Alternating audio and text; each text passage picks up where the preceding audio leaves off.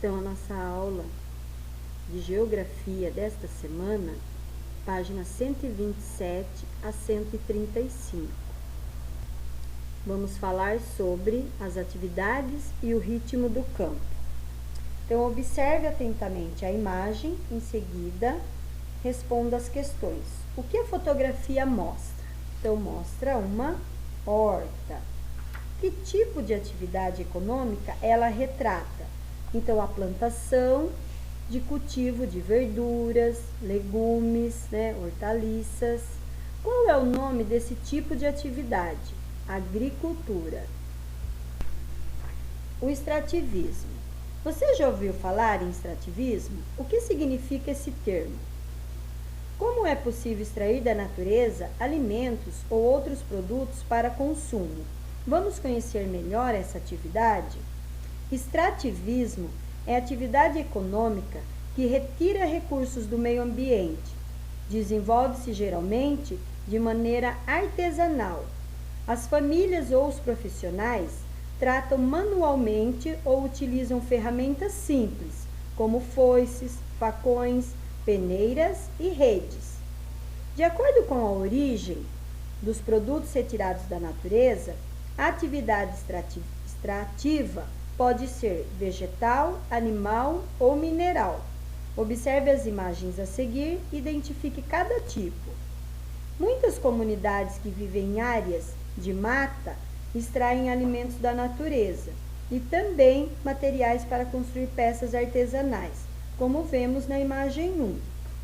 O extrativismo vegetal consiste na retirada de plantas, ervas, seiva, sementes e frutos de áreas de florestas, campos ou cerrados. Exemplos de produtos vegetais obtidos pela atividade extrativista: a borracha natural, extraída do látex da seringueira, a erva mate nativa, as fibras retiradas dos galhos e das folhas da piaçava, o açaí, fruto extraído do açaizeiro, as castanhas do Pará, retiradas do coco da castanheira, e as folhas, a seiva e os frutos da carnaúva. Então, aí na imagem, indígenas da etnia Craô trabalham com folhas de palmeira de Buriti para a confecção de cestos, município de Itacajá, estado do Tocantins, 2016. A pesca é uma forma de extrativismo animal, quando praticada por pescadores de comunidades litorâneas ou ribeirinhas. Na imagem 2, vemos a pesca da tainha no litoral de Santa Catarina. O extrativismo animal refere-se basicamente à atividade de pesca e coleta de moluscos, caranguejos, ostras, lulas, etc., e crustáceos, siris, caranguejos, lagostas, camarões. Nos rios ou no mar, de maneira artesanal, com redes e varas, por pequenas comunidades de trabalhadores. A pesca e a coleta são fundamentais para algumas comunidades, já que servem de fonte de alimento e renda. Uma parte do pescado coletado é consumida pelas famílias e outra é vendida nos mercados e feiras livres das cidades. O extrativismo de pedras preciosas e ouro pode ser artesanal, como vemos na imagem 3. Extrativismo mineral é a retirada de minerais encontrados nas rochas do subsolo ou no cascalho dos leitos e margens de rios, como diamantes, ouro e cristais.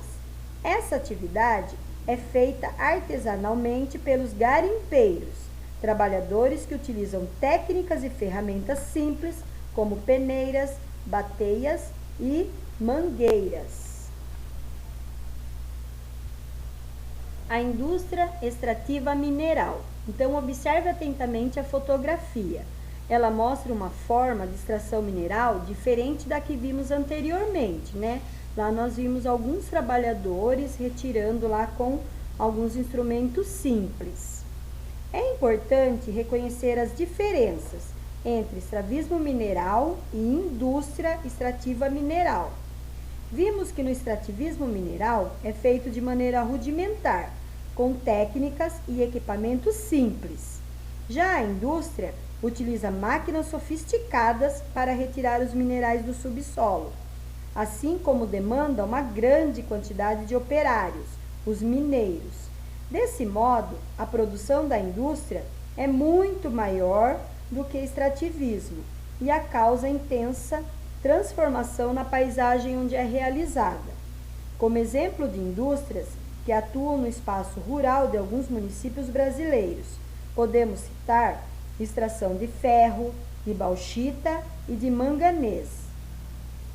Com o passar do tempo e o desenvolvimento das cidades, vários locais onde se pratica essa atividade extrativista ficaram bem próximos de bairros residenciais. Assim, a presença da indústria extrativa mineral também passou a caracterizar o espaço urbano. Leio e compreendo.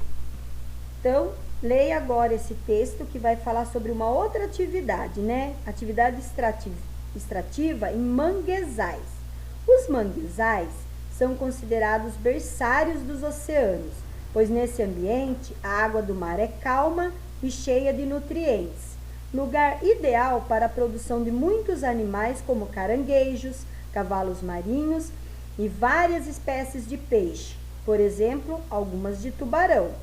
O texto a seguir explica a rotina de catadores de caranguejos no manguezal em Cananéia, São Paulo. Leia o texto com atenção e responda as questões. No Brasil, em todas as regiões de mangue, existem pessoas que vivem da cata do caranguejo para vender a bares e restaurantes do litoral, ou atravessadores, né? Aí embaixo você pode ver o que é atravessador, que comercializam o produto nos grandes centros. São os chamados catadores de caranguejo, que entram no mangue quando as tocas ficam descobertas. Segundo Wagner Robson, que há 20 anos trabalha capturando caranguejos nos mangues de Cananéia, os catadores passam de 4 a 6 horas num imenso mar de lama atrás desse crustáceo. Não ficam mais tempo devido ao cansaço que a atividade impõe e pelo regime das marés. Vestidos com roupas velhas, os catadores entram no mangue, que quase sempre é cortado por pequenos canais e em uma pequena canoa a remo. Para uma pessoa que nunca viu um manguezal, à primeira vista, ele parece um labirinto, com canais e raízes de árvores típicas de mangue. Nesse ambiente, só mesmo quem conhece bem sabe como entrar e sair sem ter algum tipo de problema.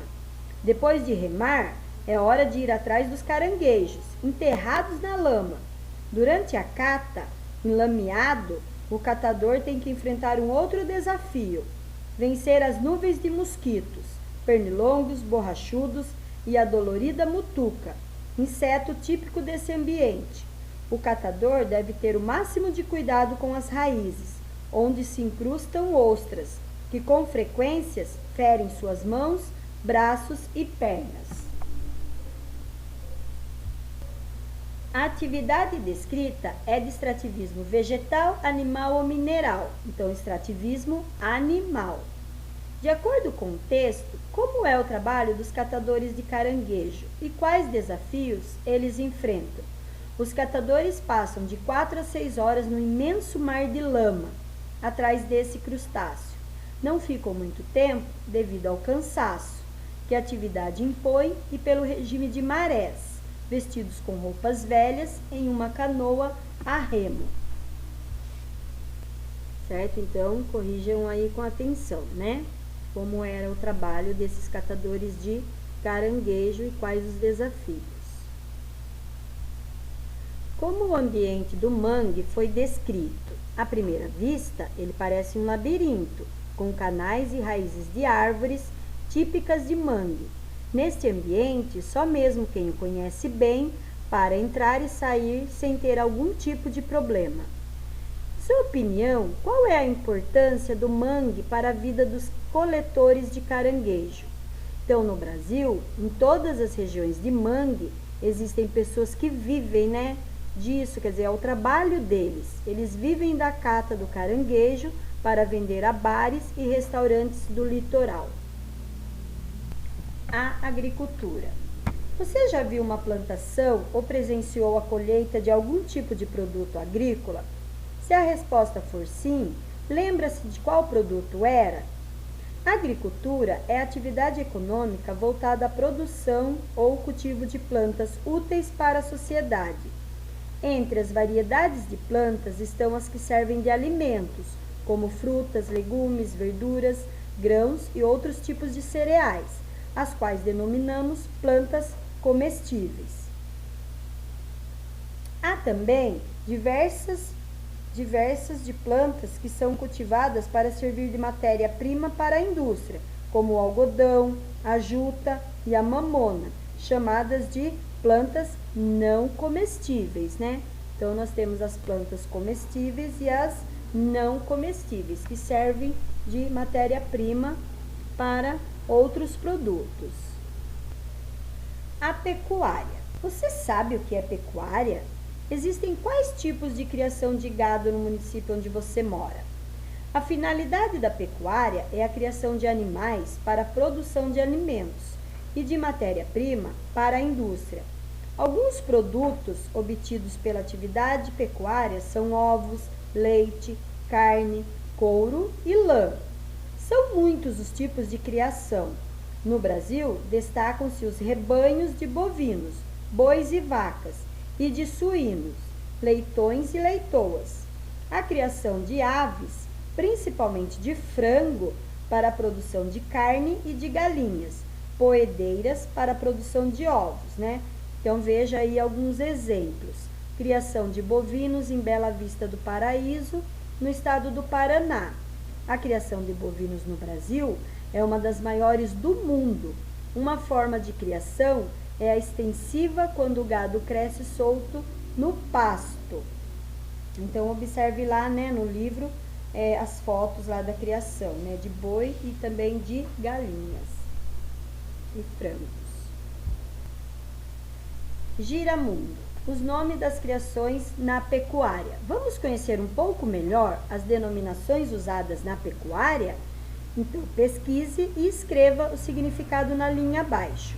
Bovinocultura, criação de gado bovino, né? Que nós vimos que são bois e vacas. Equinocultura, criação de equinos, ou seja, cavalos, especialmente os de raça. Suinocultura, criação de suínos. Ranicultura, criação de rãs. Caprinocultura, criação de cabras. Ovinocultura, criação de ovinos, visando a tosa do pelo das ovelhas para a produção de lã. Então, vocês viram aí, né, os nomes de algumas criações na pecuária. Então, são vários, tem vários tipos, né, de criação. Essa foi a nossa aula de geografia desta semana.